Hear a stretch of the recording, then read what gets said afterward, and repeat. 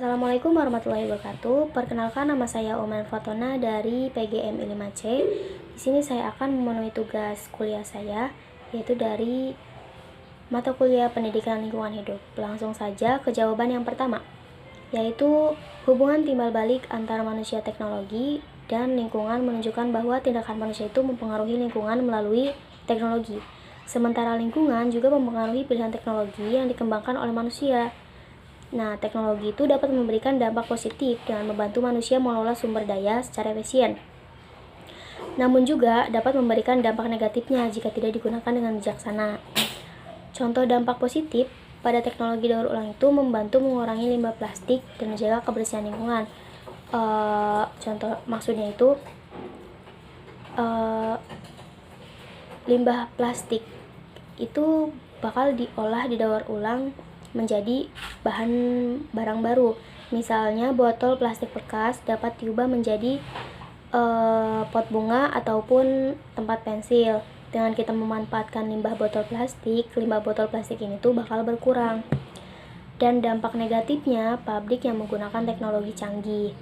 Nah, secanggih-canggihnya teknologi, meskipun canggih, itu kan dapat meningkatkan efisiensi produksi, tapi proses ini tuh seringkali membutuhkan proses pembakaran atau reaksi kimia yang menghasilkan emisi berbahaya karbon monoksida. Jika pabrik tidak menggunakan filter atau alat pengendali emisi seperti scrubber, itu dampaknya pada pencernaan udara yang dapat merugikan kesehatan lingkungan dan kesehatan manusia. Jawaban nomor 2, yaitu pentingnya menanamkan kesadaran ekologi sejak dini. Itu penting karena untuk membantu siswa itu memahami hubungan mereka dengan alam dan dampak tindakan mereka itu terhadap lingkungan. Kalau menurut teori konstruktivisme yang digagaskan oleh Z. Piaget, siswa itu belajar secara aktif dengan membangun pemahaman melalui pengalaman langsung, sehingga kegiatannya itu melibatkan interaksi dengan lingkungan yang akan membantu siswa memahami pentingnya ekologis. Dengan demikian, siswa bakal bertanggung jawab atas kelestarian lingkungan. Maka dari itu penting untuk menerapkan ekologi sejak dini.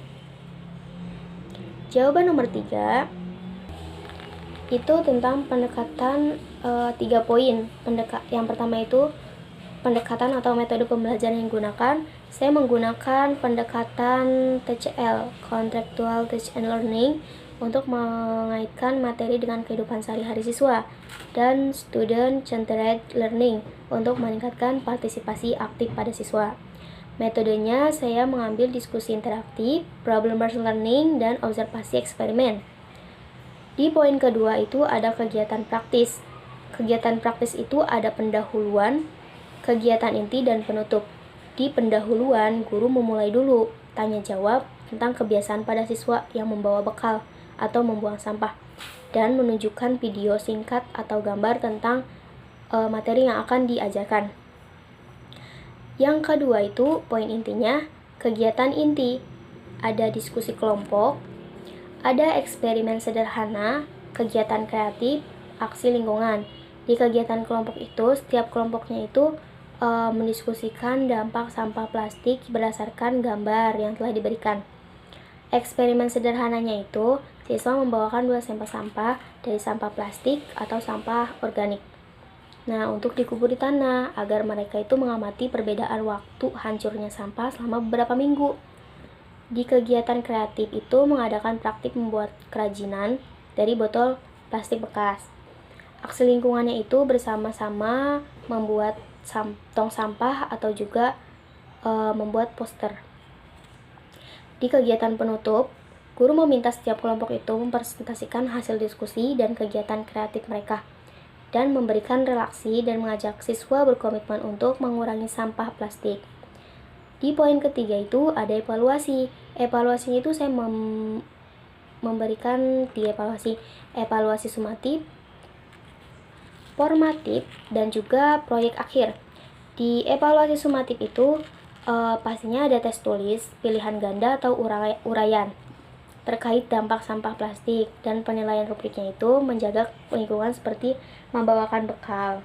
Kalau di evaluasi formatif itu penilaian tentang partisipasi siswa dalam kelompok dan produk kreatif siswanya. Kalau di proyek akhir, guru memberikan penghargaan kepada kelompok atau siswa yang menemukan perubahan positif.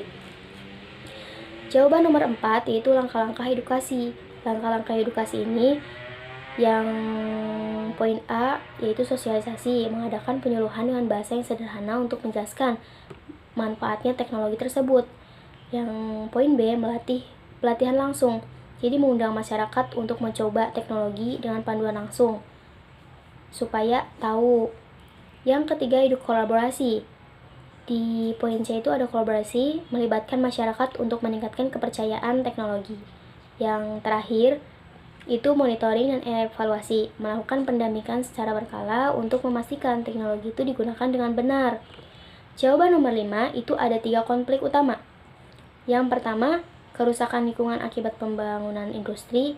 Solusinya itu mengembangkan teknologi ramah lingkungan, seperti pabrik dengan sistem pengolahan limbah otomatis. Yang kedua, pencemaran akibat limbah teknologi. Solusinya, membuat regulasi ketat terkait pengolahan limbah elektronik dan mendorong perusahaan untuk mendesain produk yang lebih mudah diatur atau didaur ulang.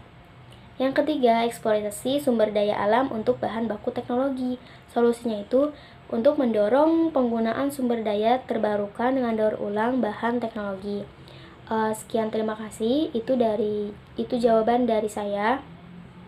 Wassalamualaikum warahmatullahi wabarakatuh.